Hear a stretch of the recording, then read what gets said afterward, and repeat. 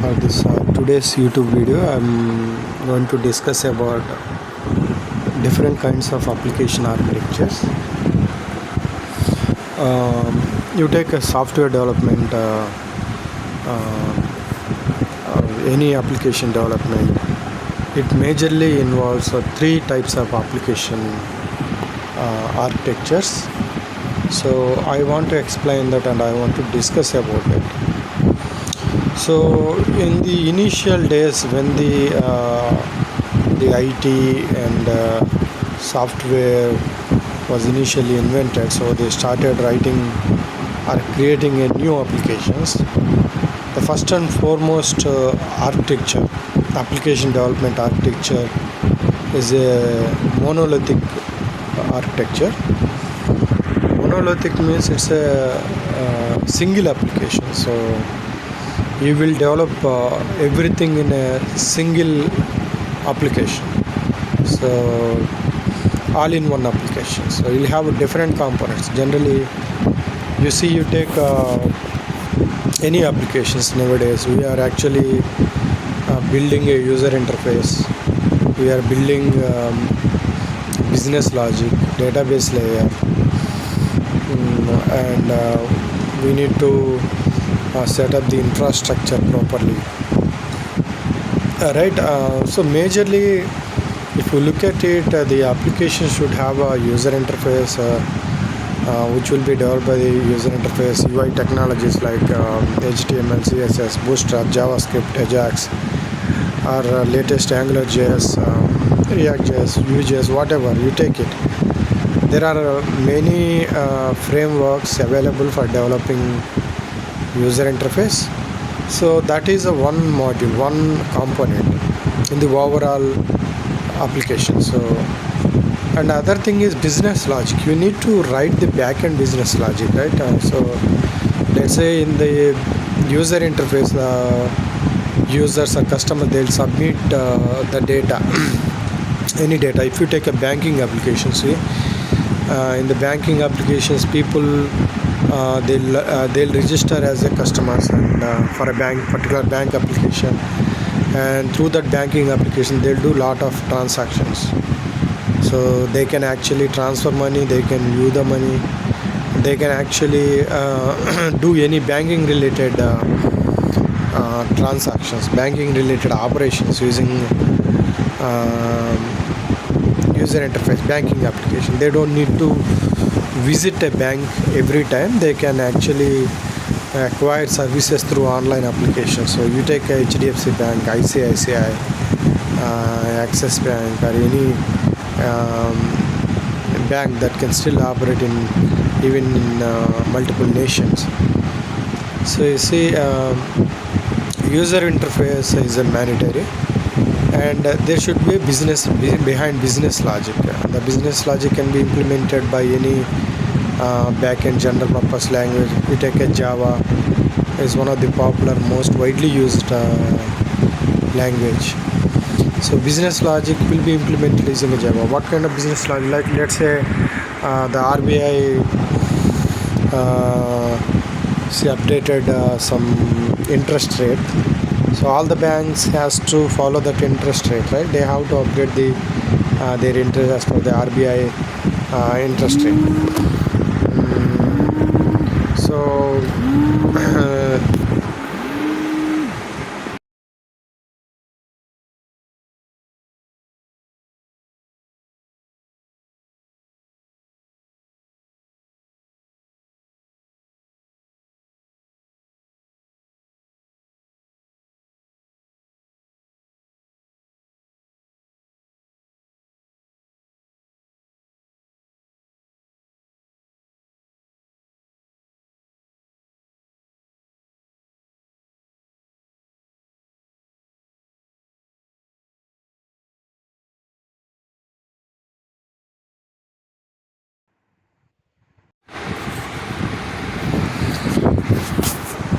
So you see, you will have how to implement the business logic using Java, Python, or you can use Node.js also. You can use any other language .NET. There are many languages you can implement it using the business logic.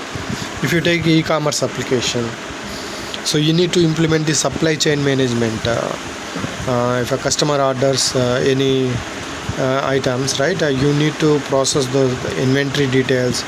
You have to update the inventory, and you have to process the order. You need to process the payment details, and then you need to deliver the order, and by giving a shipping details. So the business logic should be implemented, how it happens, and how you need to implement using some general purpose programming language. So the business layer component is separate from the UI.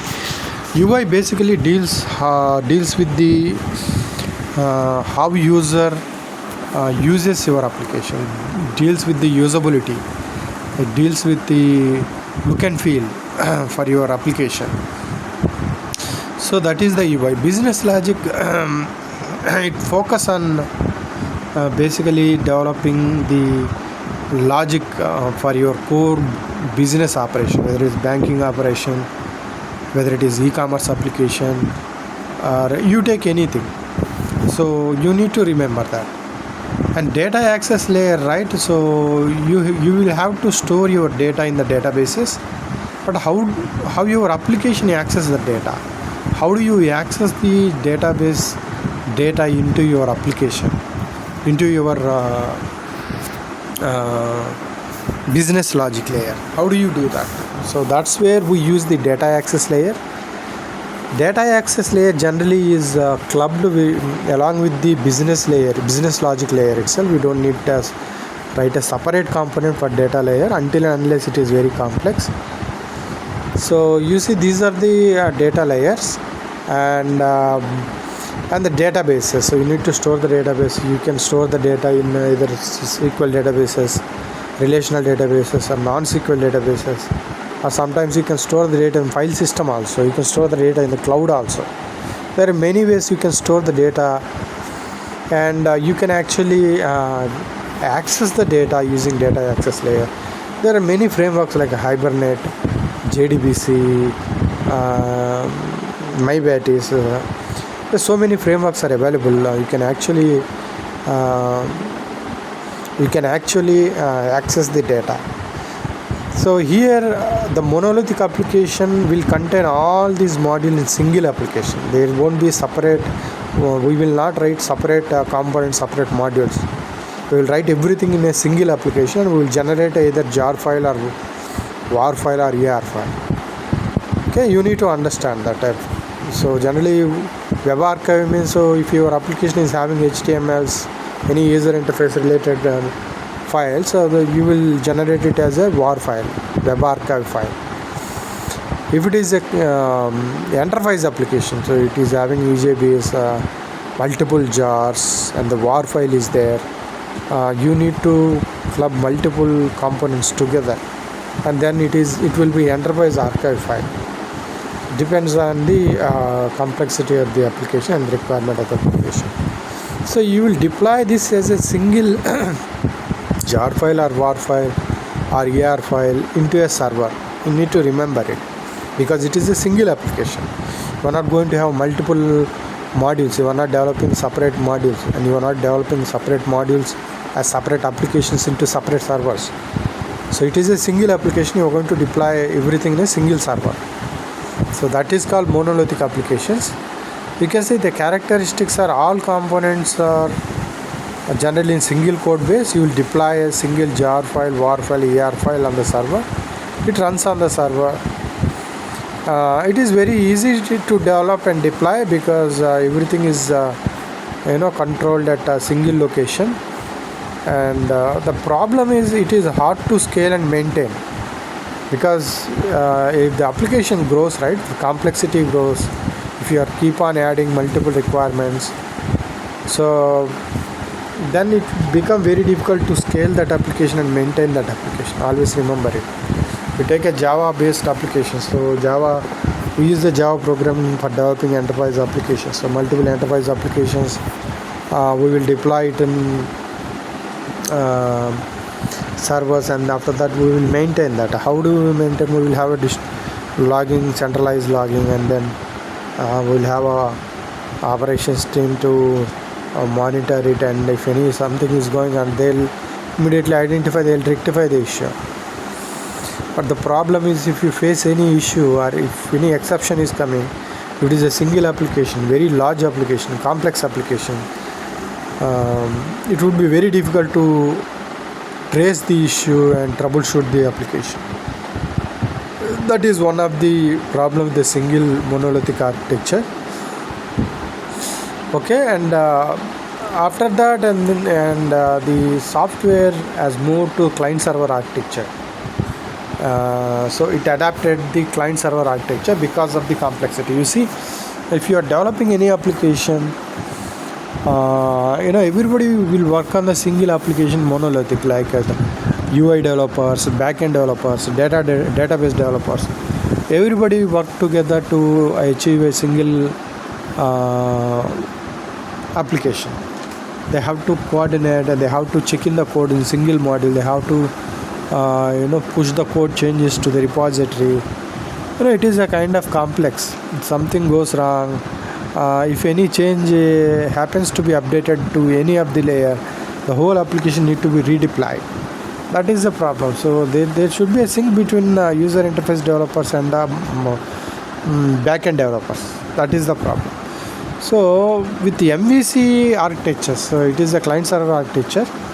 Model view controller, the architecture was simplified in a way like you will have a model, you will have a view, you will have a controller. So here the view is nothing but a user interface. The UI developers, they will work as an independent team to they develop the user interface applications, the UX design, UI design, the look and feel, the usability. They'll take all these requirements into consideration, and they'll develop the UI application as a separate independent module. It will be a separate project. It is not the project integrated with the application layer. Okay, in the MEC model, the user interface will be a separate project, and the business logic also will be implemented as a separate project. There will be separate modules. And some people work on the database objects as a separate team. If they want to develop any stored procedures, triggers, views, or they want to do something with the database, they'll actually develop. So here we will have 3 separate modules as a separate projects. Each team works on each projects independently, and so that it would be very easy for the development team. Basically, the Java programmers, they can concentrate only on the Java layer part, application development, business logic implementation, backend application implementation. They don't need to bother about the UI technologies like HTML, CSS, or JavaScript, or any other framework, AngularJS, or any other. So it is separating the complexity. You can see we are separating the modules. User interface modules is a separate application, Java application is a separate application, database related objects are separate applications. So it is called as MVC model, 3-tier architecture. You can see client server architecture. We can also call it the client server architecture, because client here is a user interface, right?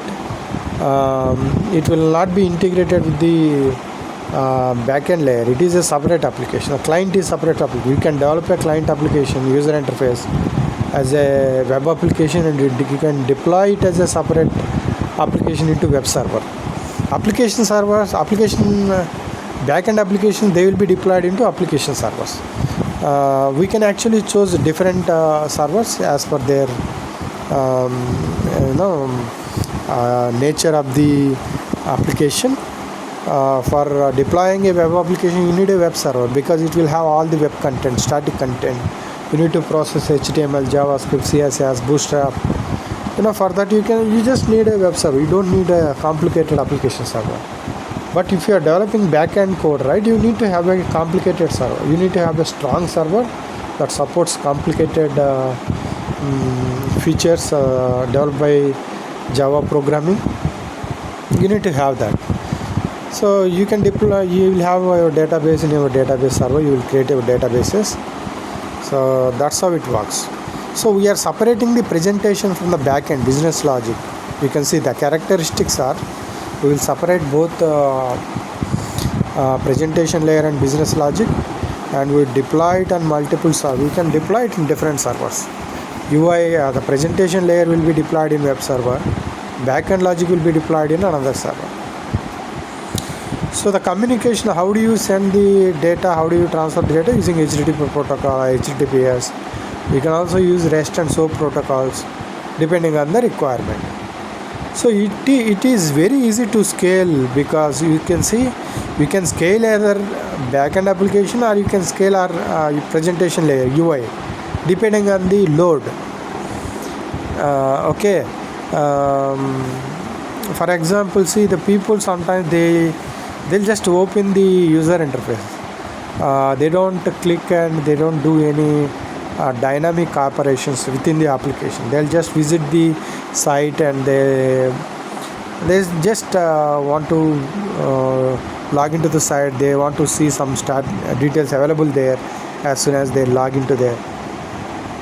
So that time multiple users are using only presentation UI most of the time without touching the backend REST API. Then you need to scale the presentation. You can scale the presentation layer independent of your application layer. The people are using backend operations as well. They want to see the customer data, they want to see the transaction details, they want to generate a file, or e-commerce application you take, they want to order something, they want to do a payment processing, or you take entertainment, healthcare applications also, medical, so they want to see the patient records, they want to see the patient details, surgery details, so they can track all the lab reports, right? You can have all the details. So you need to have the backend API to process the data. So you can independently scale either presentation layer or application layer depending on the load.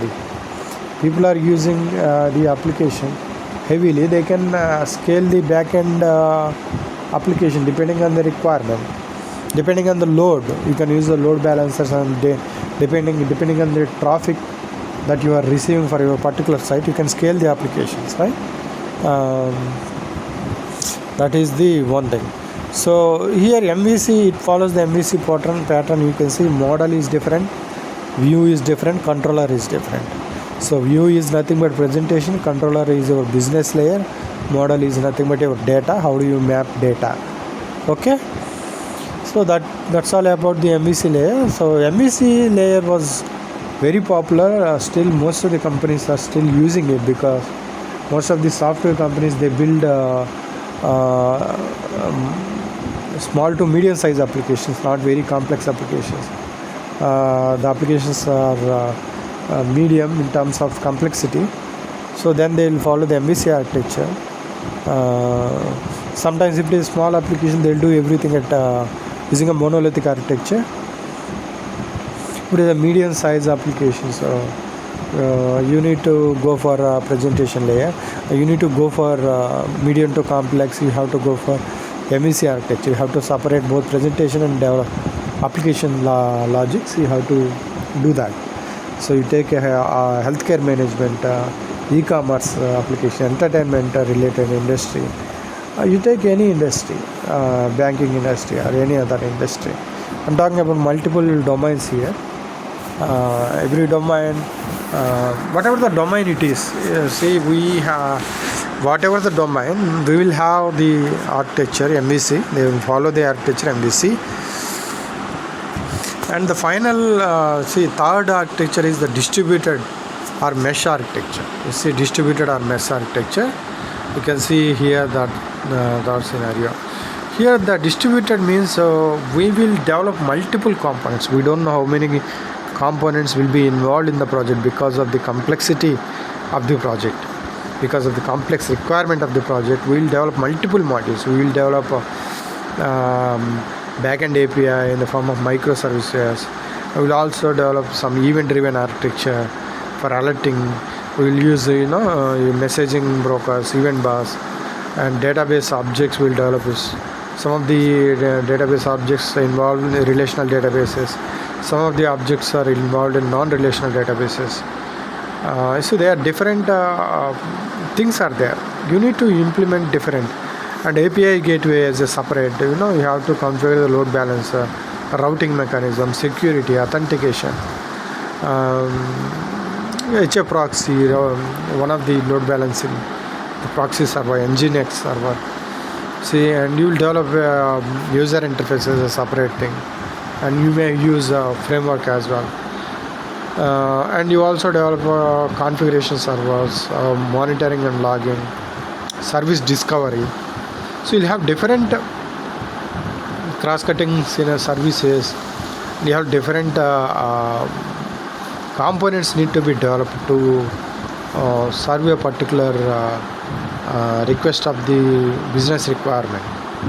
Since the business requirement is very complex, right, you are going to modularize that into different components depending on the ease of the development and the technology uses. You will develop multiple components, multiple softwares, and you will deploy that into a cluster of servers, right, because it is distributed.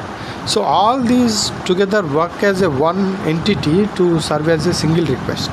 Even though they are distributed, they are deployed in different servers, even though they are heterogeneous applications, even though they are different components deployed on different servers, they'll work as a single entity. The final ultimate output will be aggregated as a one result, and it will be served to the user.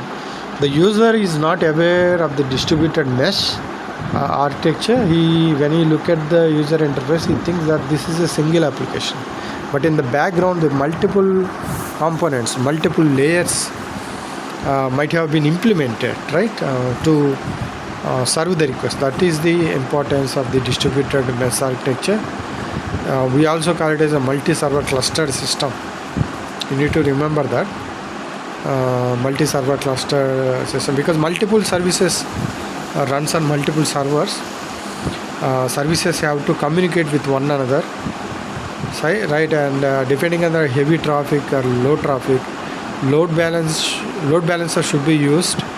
And you also need to implement fault tolerant components. So let's say some component goes down because of some issue, there should be alternate backup component available to serve the request. So you need to implement the fault tolerant system as well in the distributed architecture.